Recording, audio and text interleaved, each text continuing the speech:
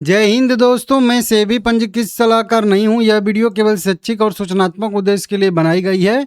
भाई तेजी चाहे किसी भी कारणवश आई हो, कोई भी कारण हो, हालांकि उसके बारे में हम लोग बात करेंगे इस वीडियो में, लेकिन इस तेजी ने कई सारे अच्छे कार्य किए हैं जो आगे मैं बताऊंगा। ठीक है ना। तो बहुत बढ़िया ये तेजी है, इस तेजी को हल्के में मत लेना। ये तेजी बहुत बढ़िया, मतलब समय पे आई है, अच्छे समय पे आई। अगर यही तेजी थोड़ा सा 1-2 महीना रुक के आई होती, 10 दिन 20 दिन, तो इस तेजी का कोई महत्व नहीं होता। वो कैसे, मैं आपको अभी 2-3 दिन से समझा रहा हूँ। आगे भी आज भी समझा दूंगा, आगे भी समझाऊंगा। आप चैनल सब्सक्राइब कर लीजिए। देखिए, मार्केट में सबसे पहले आज तो हरियाली है। छोटे मझोले वाले सभी, मतलब ओवरऑल पूरे मार्केट में हरियाली है, बढ़िया है। कभी कभी तो ऐसा होता है कि केवल निफ्टी ही तेजी में रहता है, बाकी सब तो निगेटिव ही रहते हैं, लेकिन आज सब तेजी में है। छोटे मोटे शेयर जो हैं उन सब बढ़िया, मतलब इंडेक्स में तेजी है। छोटे मझोले वाले, small cap, mid cap, micro cap, सभी शेयरों में तेजी है, बढ़िया है। आज आज पोर्टफोलियो में हरियाली है। आज देखेंगे तो इसमें भी 30 करोड़ इक्विटी शेयर ट्रेड हुआ है। देखिए, 30 करोड़ इक्विटी शेयर, बढ़िया, मतलब वॉल्यूम आज है। 837 करोड़ रुपए के शेयर बाय सेल हुए हैं और 26% का डिलीवरी परसेंटेज भी है। प्राइस बैंड इसका जो है 20% का है, आप लोगों को बताया ही हूँ। ठीक है ना। खरीदारी बिकवाली दोनों साइड से हो रही है, दोनों लोग हैं। ठीक है ना, कोई दिक्कत नहीं। यहाँ पे सुबह जब ओपन हुआ था ना, तभी से एक बढ़िया बढ़िया बढ़िया बढ़िया 2-3 स्टेप की तेजी आई। एक स्टेप की ये तेजी, साइडवेज हुआ था, फिर लोगों को लगा कि यार नहीं आएगा नीचे क्या, तो फिर खरीदारी हुई। अब फिर लोगों को लगा कि नहीं यार अब नहीं आएगा, तो फिर यहाँ पे तीसरे स्टेप की, उसके बाद थोड़ी थोड़ी थोड़ी थोड़ी प्रॉफिट बुकिंग यहाँ पे आ रही। तो पहले तो ये तेजी स्ट्रॉन्ग है, ऐसा नहीं कि नहीं तेजी मतलब हल्की फुल्की वाली है, मतलब उतना स्ट्रॉन्ग नहीं है, वो वाला चीज़ यहाँ पे नहीं है। ठीक है ना, बढ़िया सा। कंपनी की साइड से कोई भी ऐसा जो है फिलहाल में अपडेट नहीं आया है, बशर्ते जो कल वाली मैंने न्यूज बताया था, जो वही वाली न्यूज सभी लोग आज बता रहे हैं। ठीक है ना।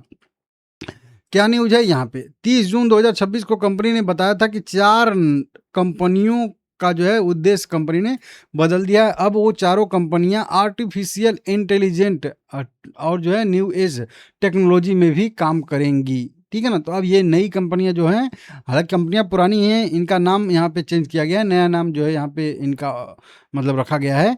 तो Reliance AI green power private limited, Reliance AI power private limited, और Reliance AI data control private limited, और Reliance AI data C private limited करके 4 कंपनियों के 4 नए नाम यहाँ पे रखे गए थे। और इनका उद्देश्य भी बदल दिया गया है कि अब ये चारों कंपनियां एआई से रिलेटेड काम करने वाली हैं। जैसा जैसा इनका नाम है वैसे वैसे ये कार्य करेंगी।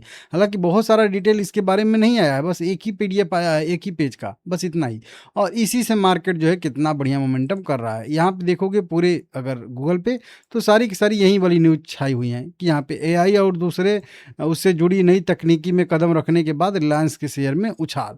यहाँ पे भी देख सकते हो, मजबूत संस्थागत रुचि के बीच भारी वॉल्यूम कारोबार के चलते, तो यहाँ पे रिलायंस पावर के शेयर में उछाल। तो मजबूत संस्थागत रुचि मतलब एफआईआई डीआई, जिसमें जो है आज अच्छे खासे खरीदारी कर रहे हैं, वॉल्यूम इसीलिए 30 करोड़ है, और इसकी वजह से शेयर में उछाल देखने के लिए मिल रहा है।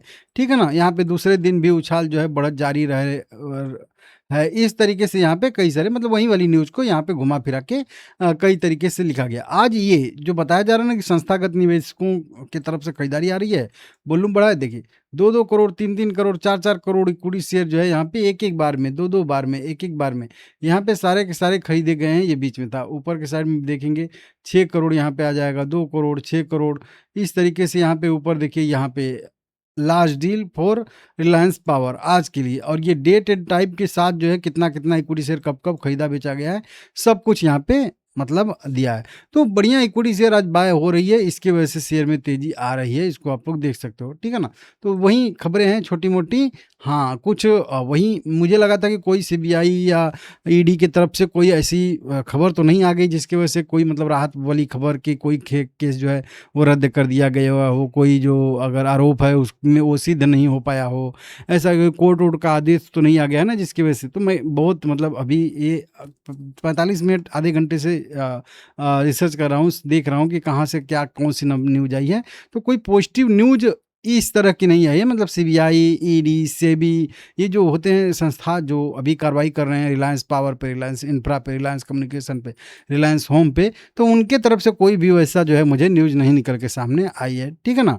बल्कि थोड़ी बहुत छोटी-मोटी जो नेगेटिव खबरें प्रतिदिन आती हैं, वैसी टाइप की ही खबरें हैं। लेकिन मैं उनको अब बोलना नहीं चाहता हूँ, क्योंकि इतने बढ़िया मूड में अब उन खबरों को पढ़ना भी मतलब एक तरीके से गुनाह हो जाएगा ना, तो वही चीज़। और वो भी सब पुरानी खबरें ही होती हैं, उनको इधर-उधर घुमा-घुमा के लिखा जाता है, ठीक है ना, प्रतिदिन।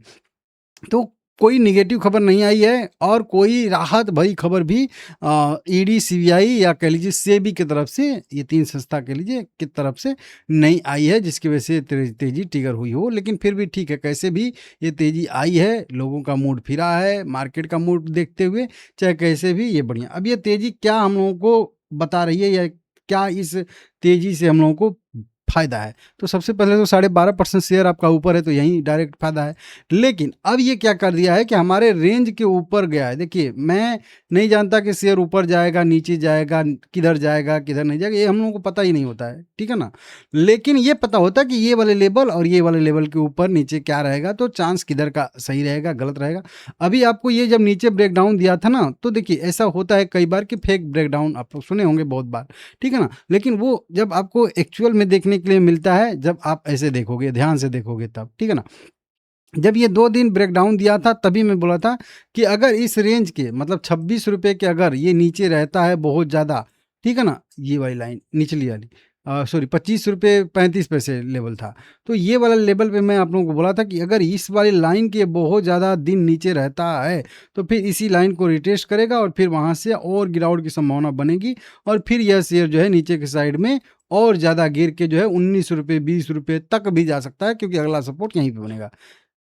2 दिन केवल नीचे रहा, 2 दिन के बाद तीसरे दिन पूरी रेंज को ब्रेक करके ऊपर आ रहा है और एक साथ में सारे के सारे मूविंग एवरेज को ऊपर के साइड में, मतलब नीचे छोड़ के ऊपर के साइड में क्रॉस कर रहा है प्राइस, ठीक है ना। तो ये मतलब कई सारी चीज़ें, देखिए पहले तो जिस लेवल के ऊपर आना चाहिए था उसके ऊपर आ गया, रेंज जो हम लोगों का था, जो न्यूट्रल जोन था उसके ऊपर आ गया, सारे के सारे मूविंग एवरेज उसके ऊपर आ गया। बस अब इसको क्या करना है कि जो अभी इस रेंज का ऊपरी बैंड है या ऊपरी लाइन है, उसके ऊपर बस इसको टिक के यहाँ से मोमेंटम करना है।